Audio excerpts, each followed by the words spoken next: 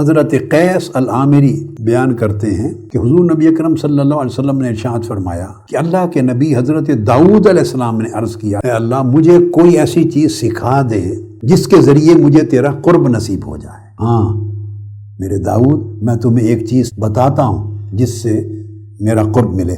میرے مولا وہ کیا ہے؟ میرے بندوں کی کبھی چغلی نہ کرنا، غیبت نہ کرنا، اور جب میرے کسی بندے کو دیکھیں اچھا ہے یا برا، مگر اس پر میری نعمت دیکھیں کہ میں نے زیادہ دیا ہے، زیادہ کرم کیا ہے، زیادہ عزت دی ہے، زیادہ دولت دی ہے، زیادہ مال دیا ہے، زیادہ جاہ و منصب دیا ہے، کوئی نعمت دنیا کی آخرت کی اگر دیکھیں کہ آپ سے زیادہ دی ہے میں نے، اس پر کبھی حسد نہ کر، جیلس نہ ہو۔ یعنی دل کو اتنا نرم اور اتنا وسیع بنا لے، کسی میں برائی دیکھے تو اسے بیان نہ کرے، اور کسی میں اچھائی اور بھلائی دیکھے تو اس پر دل نہ کڑے، حسد نہ کرے۔ فرمایا اگر دل کو ایسا کر لے تو میرا قرب بڑا آسان ہے۔